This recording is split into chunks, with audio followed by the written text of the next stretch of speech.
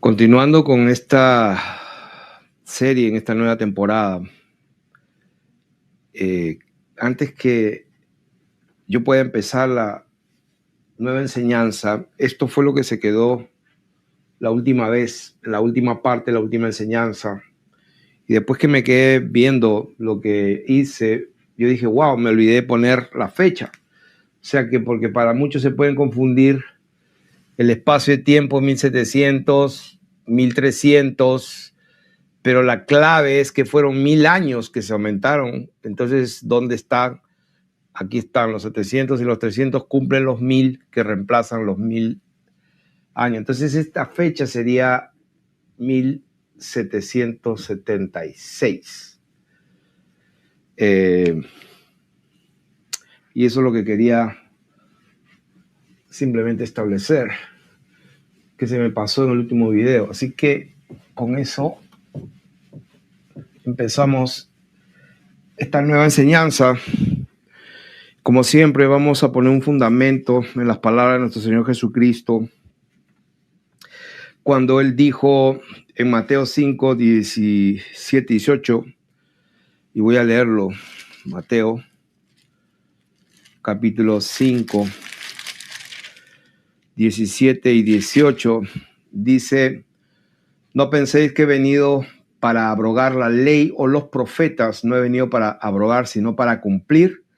Porque de cierto os digo que hasta que pasen el cielo y la tierra, ni una jota ni una tilde pasará de la ley hasta que todo se haya cumplido. Cuando Él habla de la ley, está hablando de todo lo que habló Moisés y todo lo que los profetas tenían que decir, porque el Señor lo dijo de esta manera también en un versículo en Mateo capítulo 11, allí mismo en Mateo 11, Él no vino a abrogar la ley, sino que todo lo que Moisés en la ley, en la Torá, habló, se va a cumplir. Y en el capítulo 11, el mismo Mateo, versículo 11 también dice: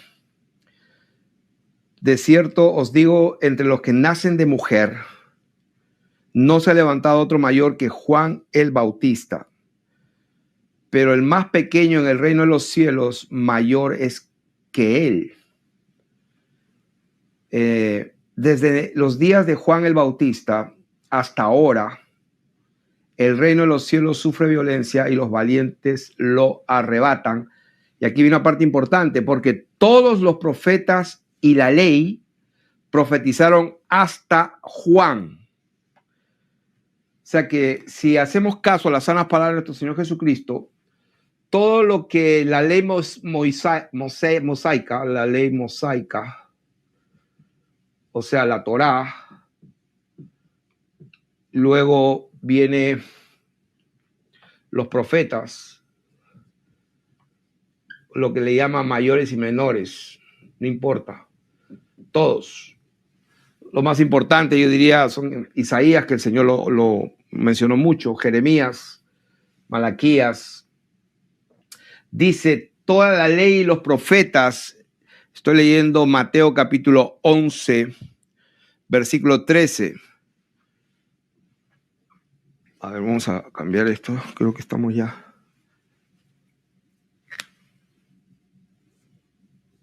Mateo capítulo 11, verso 13. Dice: todos los profetas y la ley profetizaron. Todos. La ley y los profetas profetizaron hasta un punto en la línea del tiempo. Hasta Juan el Bautista. Y si han visto, creo que uno de los primeros videos donde el Señor prometió en Ezequiel acabar un dicho popular en el pueblo de Israel, donde cuando Él hablaba algo y les dijo, cuando diga se ha acercado, no empiecen a estar murmurando ni diciendo cuándo será. No, eso se va a acabar. Cuando yo diga se ha acercado, ustedes lo van a ver. Se va a cumplir en el tiempo de ustedes mismos. Entonces, por eso que Juan empezó a predicar diciendo el reino de los cielos se ha acercado, y venían los saduceos, los fariseos, muchísimo, porque ellos conocían ese dicho de Dios, que le iba a cancelar eso y que cada palabra que decía el Señor la iba a cumplir en su tiempo cuando él decía se ha acercado. Entonces, aquí dice Mateo 11:13 que la ley de los profetas, como dice aquí en esta escritura, todos los profetas y la ley profetizaron hasta Juan. Quiere decir que lo que Jeremías, Ezequiel, Isaías profetizó y todo lo que dijo en el futuro, por ejemplo, Joel dijo: en los postreros tiempos derramaré mi espíritu sobre toda la carne, y mis siervos y mis siervas profetizarán. Ese es muy conocido, antes que venga el día poderoso del Señor. Entonces, en el capítulo 2, me parece, los Hechos, cuando Pedro empieza a hablar, el primer, vamos a decir, speech, la primera predicación evangelística, en el capítulo 2, me parece, donde empieza Pedro a hablar, hasta que después le dicen: varones hermanos, ¿qué haremos? Entonces, dice, a ver, ¿dónde está esa palabra acá? Discurso de Pedro. Estos están borrachos. Ok, entonces dice versículo 16: esto es lo dicho por el profeta Joel. Habló Joel. La ley y los profetas profetizaron hasta Juan. Y aquí en el libro de los Hechos se cumple. Esto es lo dicho por el profeta Joel. No, que daré prodigios arriba en el cielo, señales en la tierra, el sol se convertirá en tiniebla, la luna en sangre, antes que venga el día del Señor grande y manifiesto, y todo aquel que invocar el nombre del Señor será salvo. O sea que el Señor está diciendo él directamente que toda la ley de los profetas profetizaron hasta este punto. Desde allí el reino de los cielos sufre violencia y los violentos lo arrebatan. Entonces, vamos ahora a avanzar.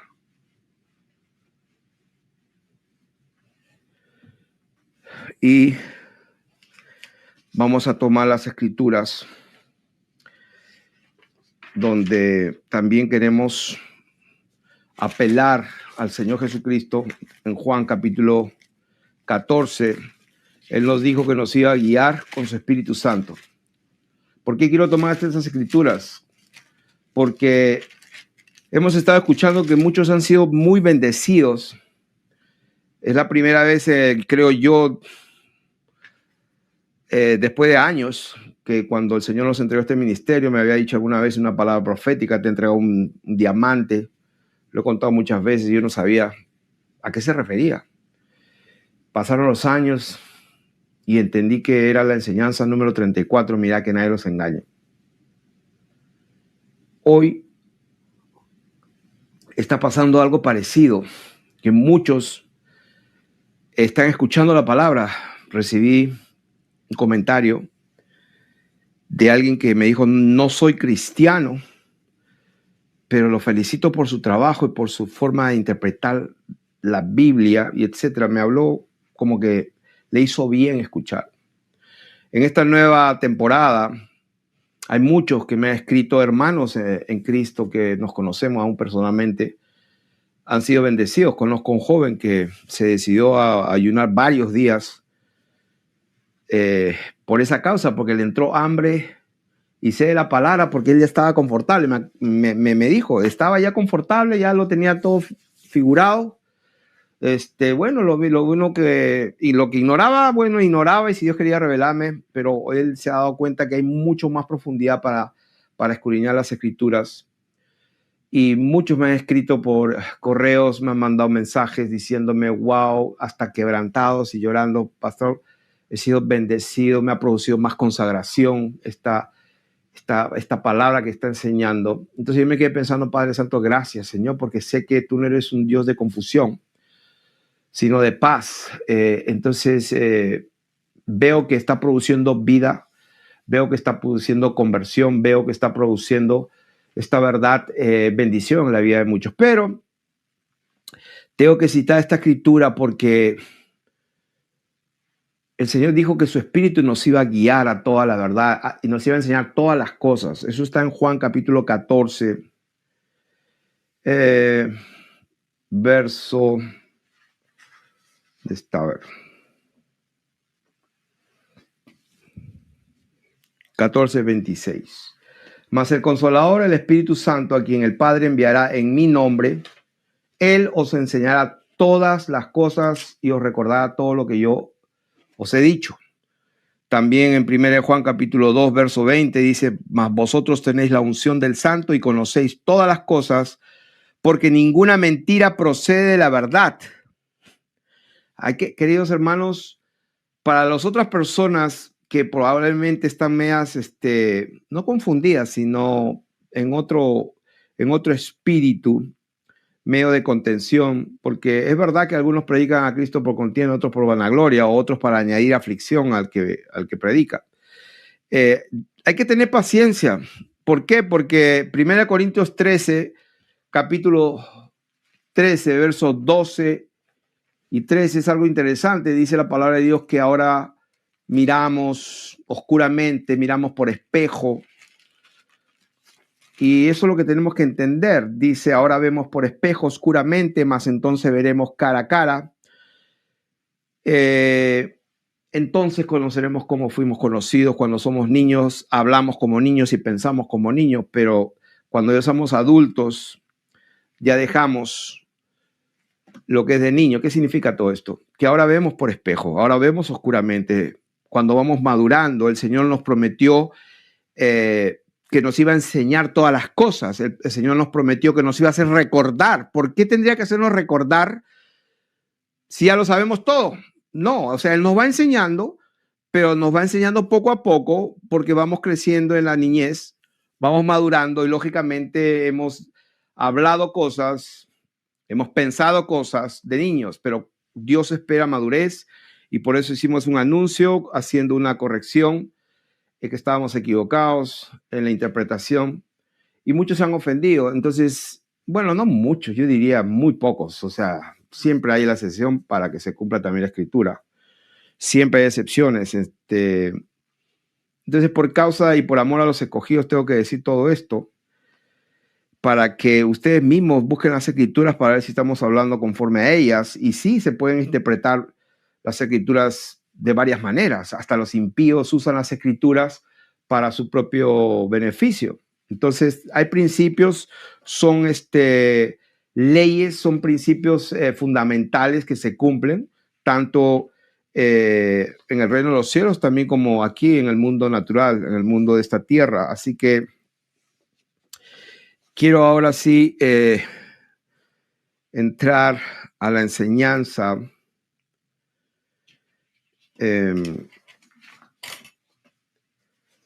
Hemos estado enseñando algo que ya Dios estaba diciéndonos por palabra profética, que iba a mover cimientos.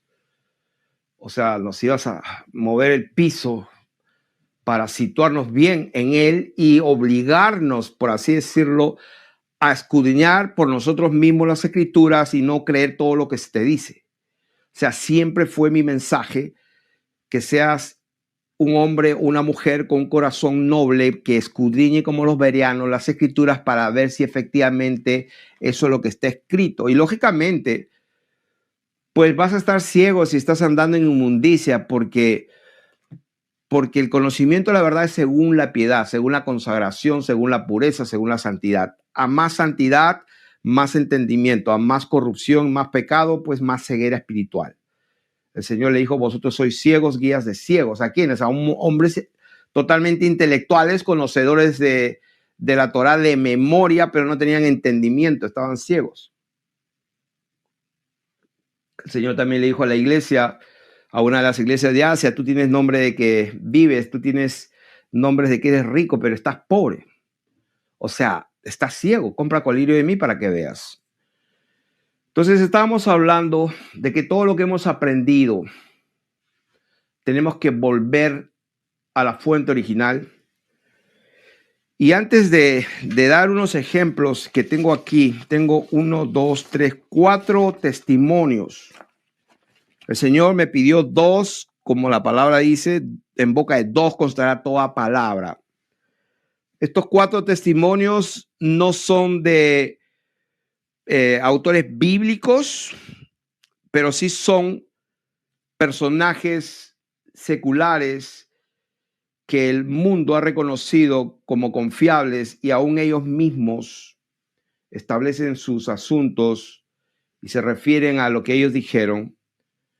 Y vamos a citarlos y dónde están y se van a asombrar de que lo que dijo el Señor ellos también lo sabían, lo conocieron y también lo vieron algunos y testificaron, pero que nunca se nos enseña en las iglesias, en los seminarios, mucho menos en nuestras escuelas de primaria, secundaria, en las universidades. Jamás y nunca nos van a enseñar estas cosas que estamos hablando. ¿Por qué? Porque todo lo que estamos trayendo, no solamente mi persona, sino que Dios está llamando a muchas vasijas en el mundo ya de hace unos años y está entregando verdades y derramando desde el cielo su espíritu para darnos entendimiento, y todos juntos corporativamente estamos uniendo las piezas y el Espíritu de Dios nos está guiando a toda la verdad como Él dijo. Nos iba a enseñar todas las cosas, nos iba a guiar a toda la verdad, nos iba a recordar y enseñar Él mismo lo que Él quiso decir. Y cuanto más nos peguemos a lo que Él dijo, literalmente, y no estar interpretando más allá, vamos a estar mejor. Entonces quiero hablar un poco acerca de un tema que no se ha hablado mucho, pero que es importantísimo que se toque este tema. A ver, ¿dónde está? Voy a ir a Juan, capítulo 20. Quiero hablar un poquito acerca de la resurrección.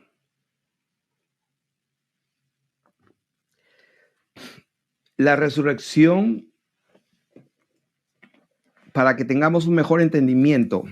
Estoy hablando ahora en el capítulo 20 de Juan acerca de la resurrección de nuestro Señor Jesucristo, qué pasó. Y quiero tocar unos detalles. El capítulo 20, cuando María estaba afuera llorando en el sepulcro, mientras lloraba se inclinó para mirar adentro del sepulcro y vio 2 ángeles con vestiduras blancas que estaban sentados, el uno a su cabecera y el otro a los pies, donde el cuerpo de Jesús había sido puesto, y le dijeron: mujer, ¿por qué lloras? Les dijo: ¿por qué se han llevado a mi Señor? No sé dónde le han puesto. O sea, lloraba porque se han llevado a su Señor y no sabían dónde le ha puesto. Entonces, cuando había dicho esto, se volvió y vio a Jesús que estaba allí, mas no sabía que era Jesús. O sea, dice, mas no sabía que era Jesús. Ok. Número 1. Si avanzamos, el capítulo 20 mismo, verso 20, cuando les hubo dicho estos, pues que estaban reunidos en medio, estaban las puertas cerradas, y Jesús entra con las puertas aún cerradas, les dice: paz a vosotros. Y cuando les hubo dicho esto, les mostró las manos y el costado, porque estaban, pues imagínense, entra un hombre, atraviesa y se quedan asombrados. El Señor se dio cuenta que estaban asombrados, que no sabían qué hablar ni qué decir. Y bueno, para ponerlos tranquilos, les enseña lo que dice acá: las manos y el costado. Es interesante el costado. Y los discípulos se regocijaron viendo al Señor. Entonces, cuando se asombran y el Señor tiene que hacer algo para tranquilizarlos porque no se dan cuenta de lo que está pasando. Entonces ahí les cuentan después, 8 días después, estaban otra vez sus discípulos, llegó Tomás, y ya saben la historia: ven acá, acerca tu mano, métela a mi costado, pon aquí tu dedo y mira mis manos, Señor mío y Dios mío. Y dice la palabra de Dios en el versículo 30, hizo además Jesús, este versículo es importante que lo tengamos presente siempre, hizo además Jesús muchas otras señales en presencia de sus discípulos, las cuales no están escritas en este libro. Pero estas, yo diría pocas, se han escrito para que creáis que Jesús es el Cristo, el Hijo de Dios, y para que creyendo tengáis vida en su nombre. Capítulo 21 dice, después de esto Jesús se manifestó otra vez a sus discípulos junto al mar de Tiberias. Y se manifestó de esta manera. O sea, esa palabra se manifestó. Esa palabra manifestó es una palabra griega que es faneró. Se escribe con PH, faneró. Se manifestó, que significa pues apareció, se hizo visible. Se hizo visible de esta manera. O sea que allí vuelve el Señor a manifestarse, se apareció, pero dice de esta manera, se manifestó de esta manera. Cuando estaban juntos, empezó la historia de ahí, Simón dijo, me voy a pescar. Habían pasado días, no había nada, se van a pescar, ya saben la historia para hacerla corta. Ven a un hombre, al descender a la tierra, vieron brasas puestas, dijo, hijitos les dijo, porque ellos estaban como más o menos a 90 metros, dice que estaban como a 200 codos de la orilla del mar, son como más o menos 80, 90 metros, y entonces de 80 a 90 metros ven a un hombre que les dice, hijitos, ¿tenéis algo que comer? O sea, pensarían, pues es un pobre que no tiene nada que comer, somos pescadores, y ellos le dijeron, no tenemos nada. Y dijeron, echen la red a la derecha y hallaréis. Y ya conocen la historia, 153 peces que de tal manera que no podían ni siquiera, era tremenda la pesca, se asombraron. Y el Señor se les aparece y dice el versículo 12, y les dijo Jesús, venid y comed. Y dice la Biblia que ninguno de los discípulos se atrevía a preguntarle, ¿tú quién eres? Sabiendo que era el Señor. Versículo 14, esta era ya la tercera vez que Jesús se manifestaba a sus discípulos después de haber resucitado de los muertos. O sea, ¿qué quiero establecer aquí? María no reconoció al Señor Jesús. El Señor entró y no dijeron, Señor Jesús, no, se asustaron. ¿Quién es este hombre? Tuvo que enseñarle las manos y el costado. Luego se aparece como un hombre que está a la orilla. Y cuando ellos van, había un pez y había pan. Ese pez no provino de la pesca de ellos. Ese pez Dios lo estaba poniendo. Entonces, lo que quiero establecer acá, que era la tercera vez y sus discípulos no se daban cuenta que era él. ¿Por qué quiero hablar de esto? Porque cuando nosotros pensamos en la resurrección de nuestro Señor Jesucristo, tenemos ideas, pero por lo que estamos leyendo aquí, se puede notar de que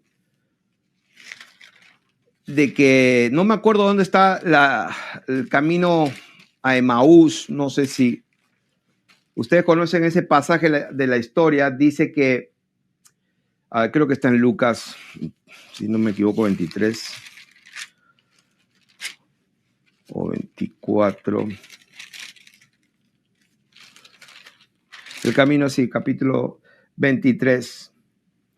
Dice el versículo 16. Jesús, el 15, sucedió que mientras hablaban y discutían entre sí, Jesús mismo se acercó y caminaba con ellos, mas los ojos de ellos estaban velados para que no le conociesen.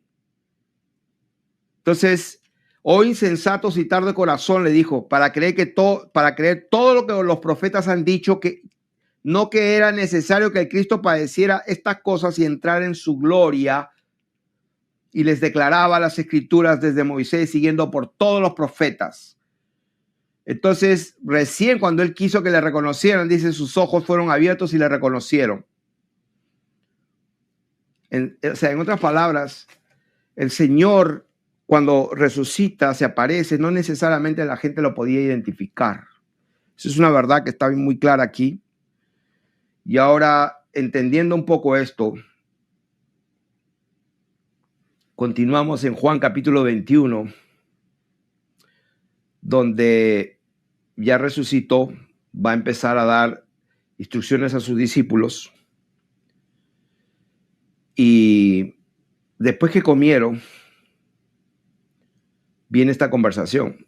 Esto es en el mar de Tiberias. Es el mismo momento. Simón, Simón, hijo de Jonás, ¿me amas?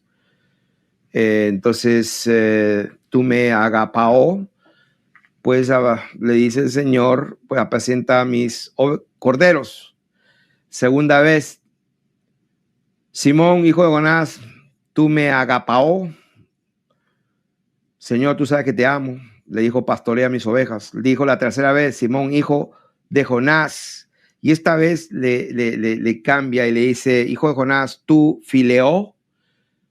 Entonces se entristeció.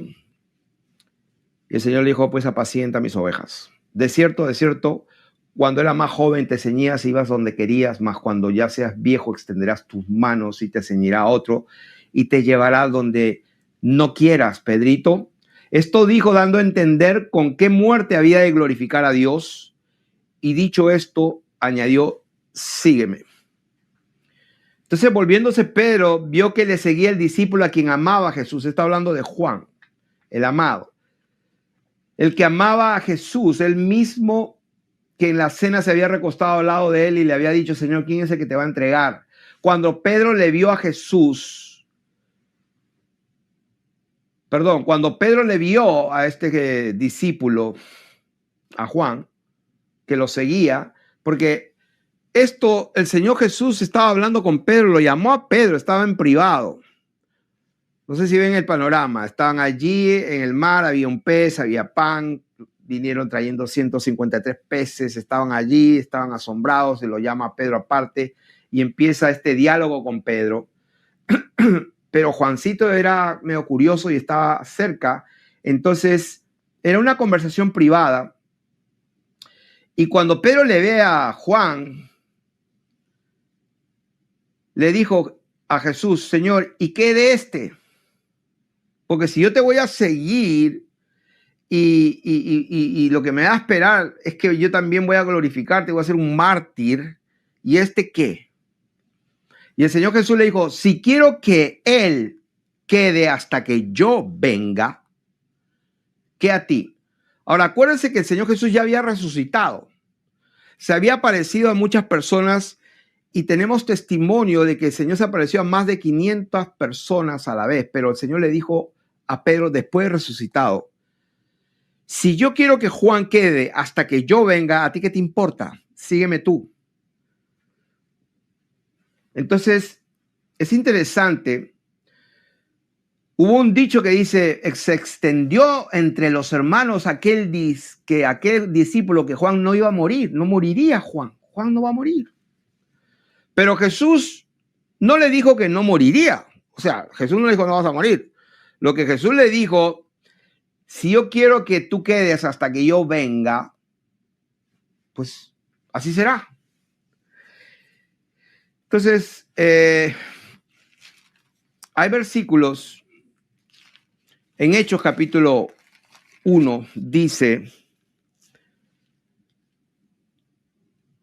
en el primer tratado, Teófilo, hablé acerca de todas las cosas que Jesús comenzó a hacer y a enseñar hasta el día en que fue recibido arriba, después de haber dado mandamientos por el Espíritu Santo a los apóstoles que había escogido, y a quienes también después de haber padecido, se presentó vivo con muchas pruebas indubitables, que no se pueden dudar, apareciéndoles durante 40 días y hablándoles acerca del reino de Dios. Y les dijo que se queden ahí quietos hasta que esperen la promesa del Padre, porque Juan ciertamente bautizó con agua, pero ustedes seréis bautizados con el Espíritu Santo dentro de no muchos días. Entonces los que se habían reunido le preguntaron, Señor, ¿restaurarás el reino de Israel en este tiempo? Ellos sabían que venía una restauración del reino de Israel, y el día de hoy se ha interpretado que en el 1948 nació volvió a renacer la nación de Israel, y esa es una tremenda aberración de la verdad.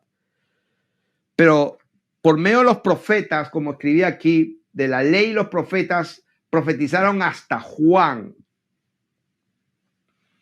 Entonces, todo lo que profetizaban hablaban de una restauración, de que iba a haber un reinado de Israel que iba a tener control y potestad sobre las naciones, y que las naciones iban a venir a Israel, e Israel iba a ser la gloria de Dios en la tierra. Entonces le dijeron eso: Señor, ¿vas a hacerlo en este tiempo? No les toca a ustedes saber los tiempos o las sazones. Dice, pero recibiréis poder cuando haya venido sobre ustedes el Espíritu Santo. Entonces, este versículo lo hemos leído tantas veces. De las iglesias pentecostales se ha hablado tanto. Y lo que está pasando en este tiempo, porque cuando era niño, pues hablaba como niño y pensaba como niño. Pero cuando vamos madurando, me estoy dando cuenta que cuando el Señor dijo, pero van a recibir poder, ¿ya? ¿Cuándo va a venir? No les toca. El día y la hora no lo saben. El día y hora no. Pero ustedes no están en las tinieblas para que aquel día los coja como ladrón. Día y hora no. Pero recibiréis poder. Eso es lo que tienen que entender. Van a recibir poder, y cuando lo reciban me serán testigos. Y estuve hablando de testigos en Apocalipsis, y esos dos testigos dice que atormentaron la tierra en esos tiempos de la gran tribulación, según el Apocalipsis, y dice que podían traer las plagas cuantas veces quisieran, podían convertir el agua cuantas veces le dé la gana. No me acuerdo dónde está, pero está en Apocalipsis. Me quedé pensando, Señor, pero Apocalipsis capítulo 11 dice, estos tienen poder para cerrar el cielo, igual que Elías, a fin de que no llueva en los días de su profecía, y tienen poder sobre las aguas para convertirlas en sangre, así como el profeta Moisés, y para herir la tierra con toda plaga cuantas veces quisieran. ¡Wow! Si alguno quiere dañarlos, sale fuego de la boca de ellos, como hizo el profeta en el Antiguo. O sea que Biblia hay para decir esto.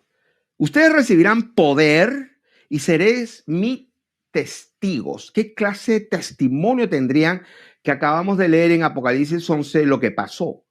Entonces, me seréis testigos en Jerusalén, en Judea, en Samaria y hasta lo último de la tierra. Y el Señor Jesús, que yo sepa, dijo, no terminaréis de recorrer todas las ciudades de Jerusalén hasta que yo venga con poder y gloria en mi reino. Entonces, no terminaréis de recorrer todas las ciudades de Jerusalén, de Israel. Entonces yo me quedaba pensando, 2000 años han pasado, cuando pensaba y hablaba como niño. Y todavía hablar y pensar como niño engañado para colmo. O sea, eso ya es triste.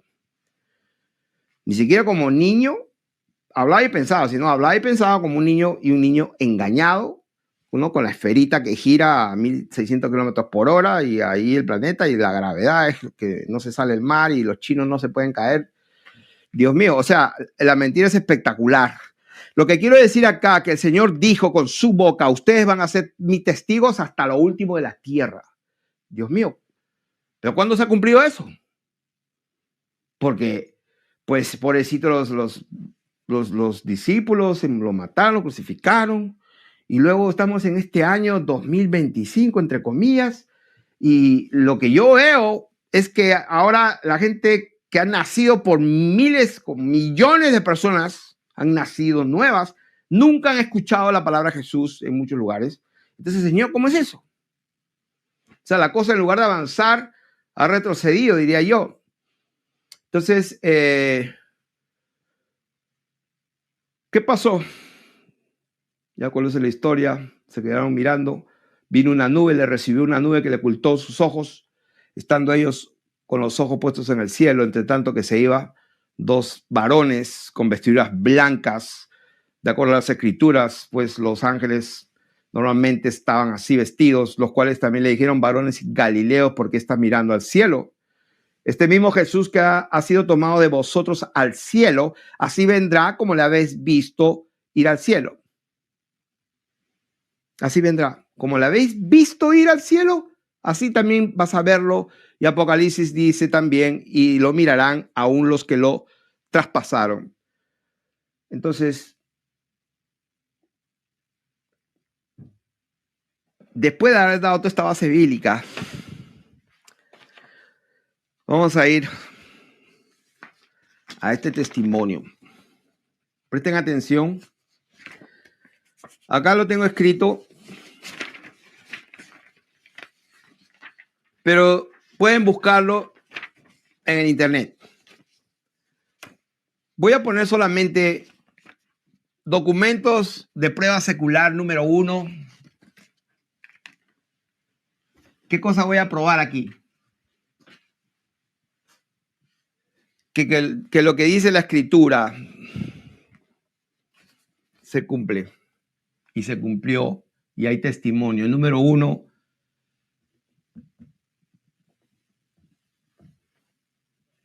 en el Sefer Yosipón.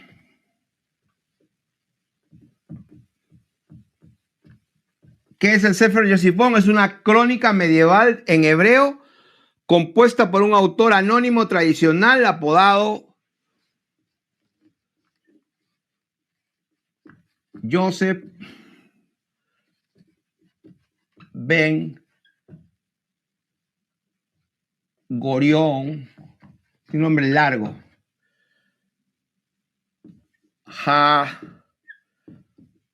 Cohen. Allí, Joseph Ben Gurión,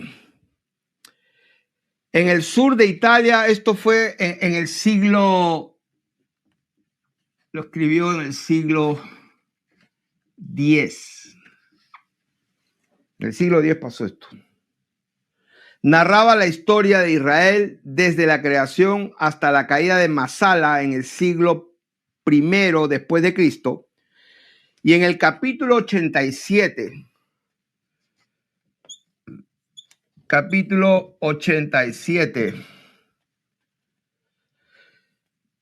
de Rafael Patay, era un judío, en su libro Folklore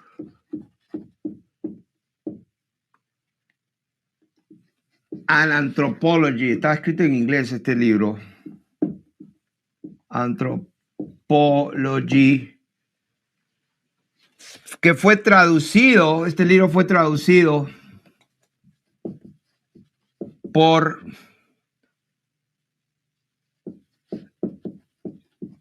Stephen B. Bauman, publicado por la Universidad Wayne State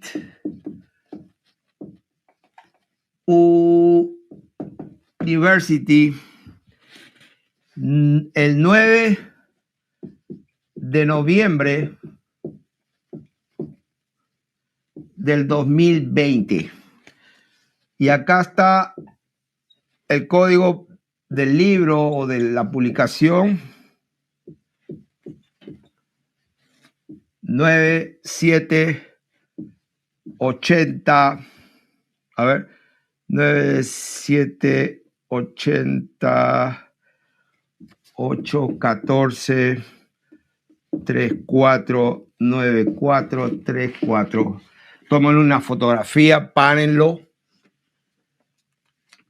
como quieran. Pero allí hay una nota que la voy a leer. Y dice, en aquellos días, eso lo se encuentra, aquí está toda la ubicación de de esto que está escrito en el Sefer Yosipón, que es una crónica medieval del siglo de la Edad Media en hebreo, y quiero leer algo paralelo en las escrituras de lo que vamos a leer.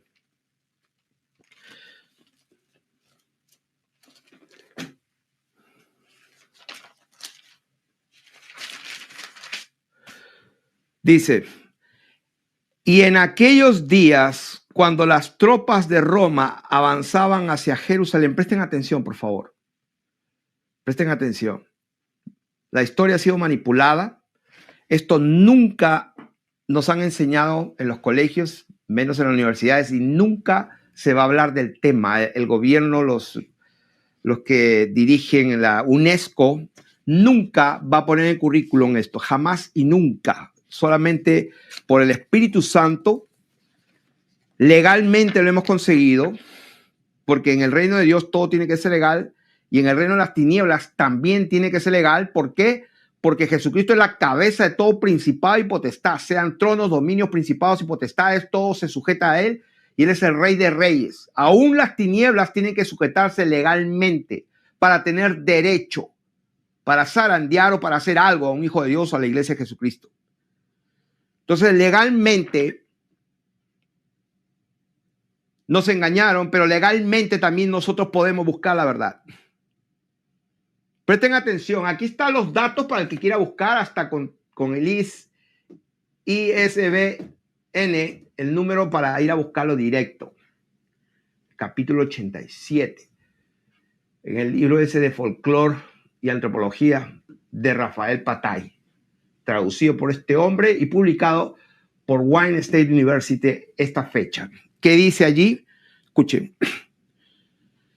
Y en aquellos días, cuando las tropas de Roma avanzaban hacia Jerusalén, estamos hablando de años 70, el cielo se abrió y aparecieron en las alturas carros de fuego y jinetes celestiales, relinchando con voces terribles, anunciando la destrucción venidera del santo templo y la ira de Dios sobre los pecadores. Entonces no me lo inventé. No me lo inventé. Voy a leerlo de nuevo. ¿Dónde está esto que acabo de mencionar? Aquí. En aquellos días, cuando las tropas de Roma avanzaban hacia Jerusalén, el cielo se abrió y aparecieron en las alturas carros de fuego y jinetes celestiales, relinchando con voces terribles, anunciando la destrucción venidera del santo templo y la ira del Dios sobre los pecadores. Bendito sea el nombre del Señor. No hay nada oculto que no haya de saberse, ni escondido que no salga a la luz, dijo el Señor. Y esa palabra es verdadera. No hay nada. Sea que lo escondieron hace 1000 años, 100 años, 200 años, no me importa. El Señor dijo lo que dijo y su palabra es verdad. Segunda de Reyes.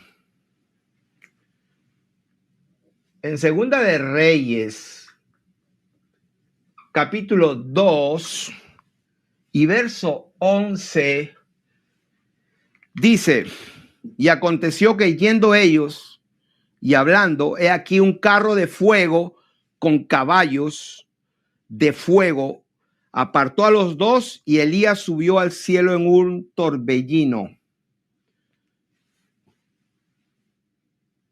O sea, quiero que sepan, Elías, es real, fue un profeta real mencionado por el Señor. Y aquí estoy dando el ejemplo y he dado la cita. Testimonio número 2.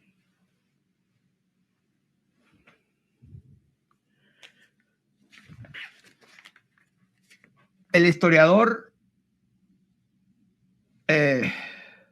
romano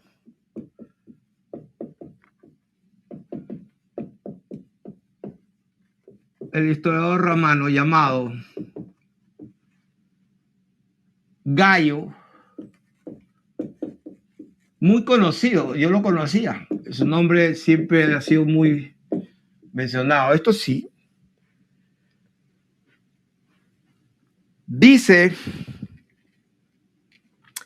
menciona un acontecimiento sobrenatural relacionado con la destrucción del Templo de Jerusalén en su obra, en su libro Historias. Un libro llamado Historias. En su libro llamado Historias, Gayo Tácito, el historiador Tácito, en el libro quinto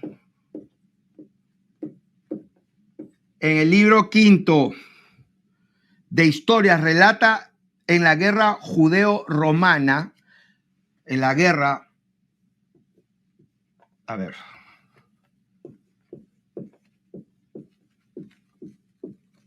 judeo-romana, entre el año 66 a 73 después de Cristo, la destrucción del templo el año 70 bajo el mando de Tito, hijo del emperador Vespasiano. Eso pues es historia universal. El enemigo tiene que hacer las cosas legal, tiene que contar legal, pero puede pues manipular todo para que no se entienda nada. Entonces, este historiador romano, Gayo Tácito, en su libro Historias, libro quinto, cuando está relatando la toma de Jerusalén en esa guerra y la destrucción de Jerusalén, dice, Tácito menciona varios prodigios y presagios sobrenaturales que, según dice, reportes de la época sucedieron antes de la destrucción del templo. Entre ellas, vamos a citar tres. Entre ellas,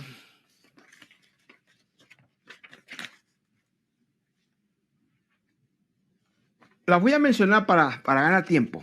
Ustedes pueden escuchar atentamente. Número 1, apariciones celestiales. Entre paréntesis, visiones de carros y figuras armadas en el cielo. Número 2, voces misteriosas en el templo diciendo partimos de aquí.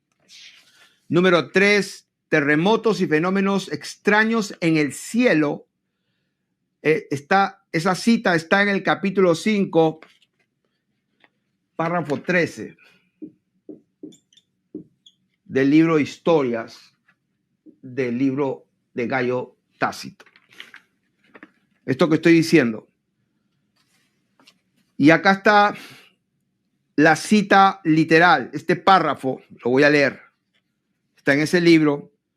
Dice, se vieron en el cielo visiones prodigiosas, ejércitos combatiendo entre las nubes, armas relucientes, y se oyó una voz sobrehumana que decía, dioses, nos vamos de aquí, acompaña de un gran estruendo. Ese es el párrafo que está registrado en este libro por este historiador súper conocido. Y acá estoy citando lo que dice. Se vieron en el cielo visiones prodigiosas, ejércitos combatiendo entre las nubes con armas relucientes, y se oyó una voz sobrehumana que decía, dioses, nos vamos de aquí, acompañada de un gran estruendo. Este tipo de descripción forma parte de una tradición común entre escritores antiguos, incluidos Josefo, Flavio Josefo y Suetonio, que solían ver en los desastres señales del favor o de la ira divina.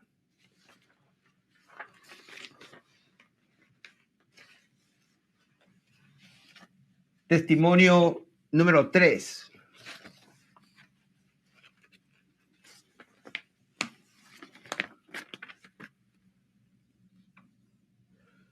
El famoso Flavio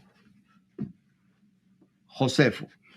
Ustedes pueden buscarlo en la, ¿cómo se llama? En la enciclopedia, en internet, en Wikipedia, en la enciclopedia británica. Pregúntenle a la inteligencia artificial, porque también esa inteligencia artificial tiene que sujetarse. Manipulan, engañan, confunden, pero tienen que decir lo que es. Flavio Josefo. ¿Quién fue Flavio Josefo? Para que no sabe, lo pueden buscar, pues es un historiador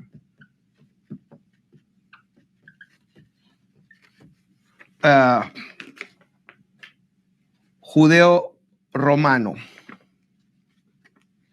un historiador famoso, judeo-romano, del siglo I después de Cristo. En su libro, en el libro muy famoso, La Guerra de los Judíos, un libro muy famoso, creo que mi hijo Daniel lo tiene, me lo prestó la otra vez y él se lo volvió a llevar, del siglo, en su libro, en el libro sexto, porque tiene varios tomos, vamos a decir tomo libro sexto, capítulo 5, capítulo quinto, también reporta prodigios similares. Ocurrieron antes de la destrucción del templo en el año 70, del templo que ocurrió en el año 70 después de Cristo. Según Josefo, ocurrieron 8 cosas, 8 maravillas sobrenaturales. Y las escribí acá porque están resumidas en puntos, punto 1, 2, 3, 8 cosas que la voy a mencionar. Número 1. Una estrella en forma de espada apareció brevemente en el cielo una noche. Número 2. Un cometa fue visible durante un año entero. Pónganse a pensar. Un cometa fue visible durante un año entero, perdón. 3. Una luz brillante apareció. Bueno, aquí el número 3, ese detalle, yo lo estuve buscando se me pasó el detalle de completar el punto número 3, pero si lo buscan van a encontrar, algo pasó con esa luz brillante.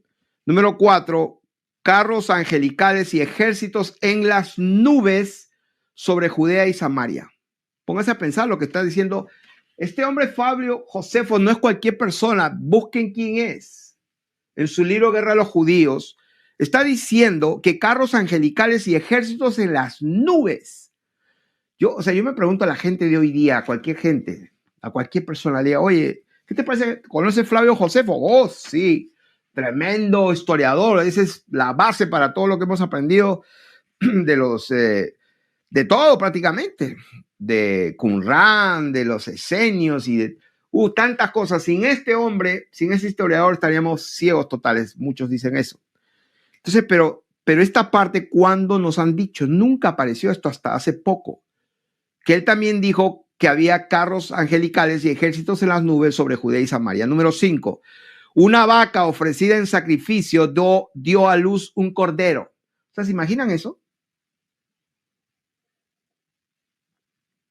Van los sacerdotes a ofrecer una vaca y bueno, da a luz un cordero. O sea, es algo que se notó, toda la gente habló, toda la gente estuvo como que, wow, que esa fue la noticia.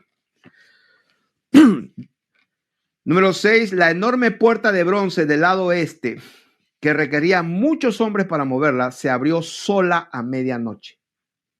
Número 7, durante la festividad del Shavuot o del Shabbat, sacerdotes en el santo santuario, en el lugar santísimo, vamos a decir, o lugar santo, oyeron una voz diciendo, nos vamos de aquí. Número 8, durante 7 años un profeta llamado Jesús ben Ananías proclamó, ay, ay de Jerusalén. O sea, 7 años lo único que decía, ay, ay, ay de Jerusalén, siendo maltratado, aunque finalmente fue liberado. Y acá dice otra cosa acerca de Josefus. Además, Josefus narra otro fenómeno impresionante. Él lo describe de esta manera. Varios días después de esta fiesta, en el 21º día del mes Artemisio, que es Giar, un mes llamado Artemisio, y entre paréntesis está la palabra J-I-A-R, que es el mes Giar. Apareció un fenómeno prodigioso e increíble antes del ocaso. Se vio, o sea, cuando el sol se estaba ocultando, se vio carros y tropas de soldados en su armadura, corriendo entre las nubes y rodeando ciudades. Repito, ¿dónde está eso? En el libro de la guerra de los judíos, en el libro 6, capítulo 5 de Flavio Josefo. Testimonio número 4.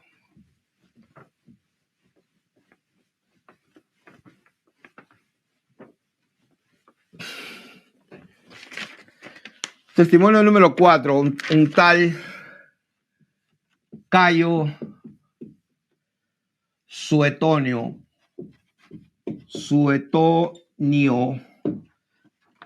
y su otro apellido, Tranquilo. Así se llama. ¿Quién fue este? Fue un escritor, también fue historiador,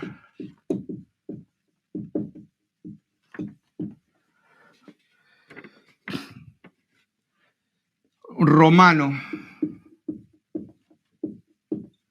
Tiene una obra que se llama De Vita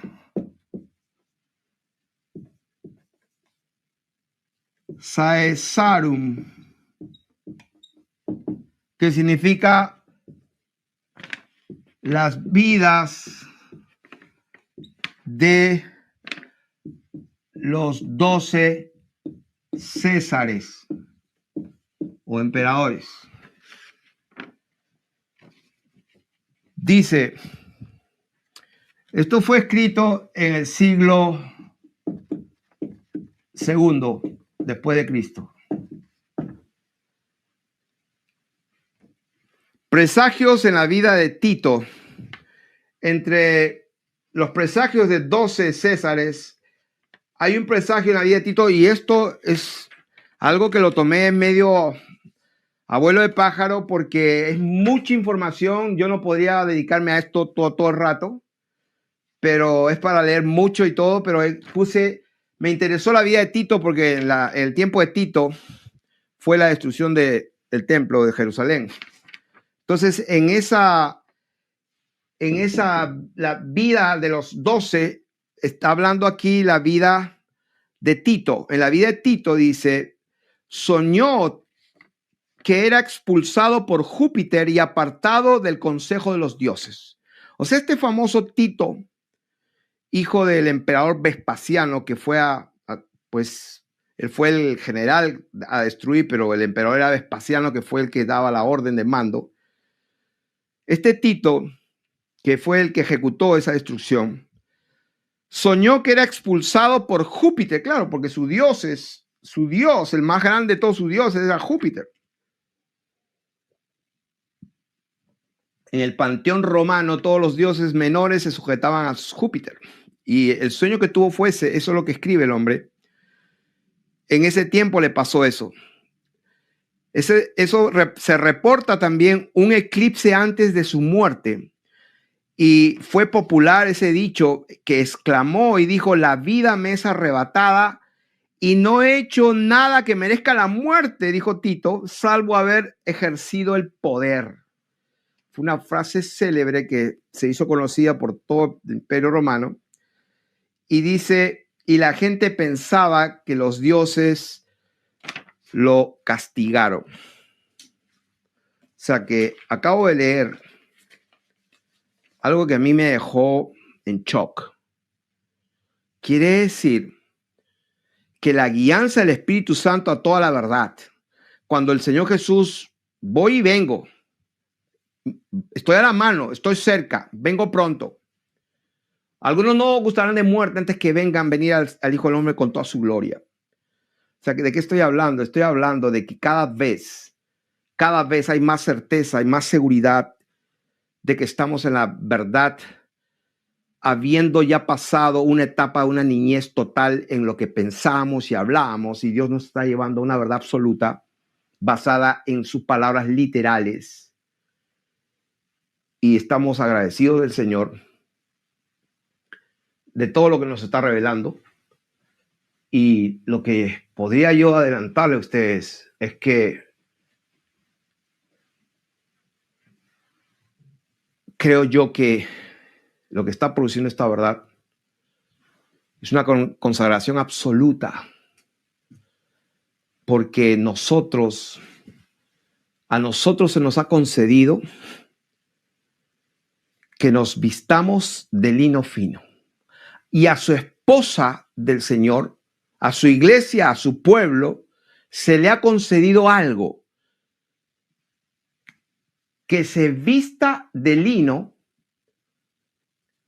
Y otra característica es que, vamos a dejarlo eso para otro momento, creo. A ella se le ha concedido que se vista de lino fino. Yo creo que eso vamos a dejarlo para otro momento, pero vamos a darlo como una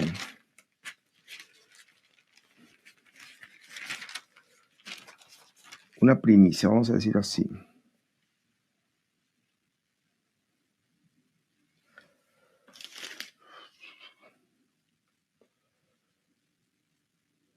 Me dijo, hecho está, yo soy el alfa y omega, el principio y el fin. Al que tuviere sed, yo le daré gratuitamente de la fuente del agua de la vida. El que venciere heredará todas las cosas, y yo seré su Dios y él será mi hijo. A ver, ¿dónde está esa parte que dice?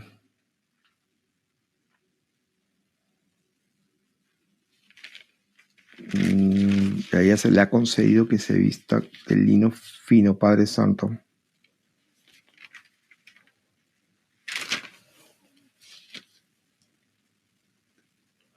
Ok, capítulo 19.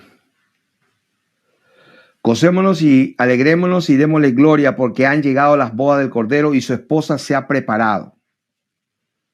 O sea, la iglesia estaba diciendo, nosotros en este tiempo están pasando unas cuantas cosas, pero lo que nos toca a nosotros es que la iglesia se prepara.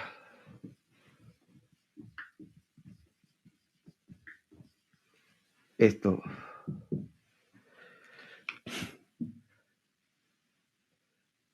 Su esposa se ha preparado. Esto es algo, prepararse con lino fino, o sea, vestido con lino fino. Esta es la acción nuestra, acción de la iglesia. La iglesia se prepara, pero la acción de Dios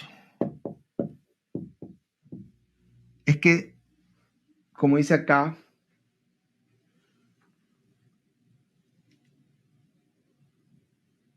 a ella se le ha concedido que se vista de lino fino.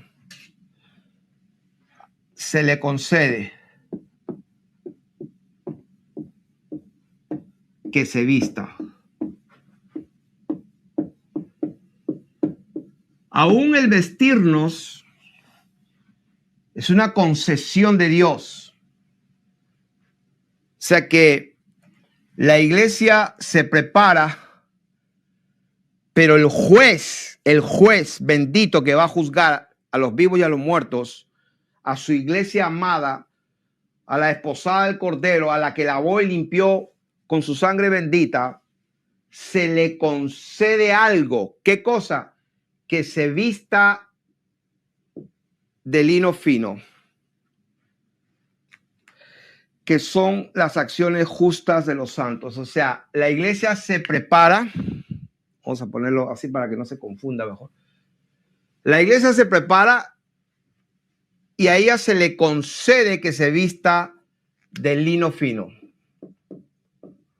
¿Qué significa eso?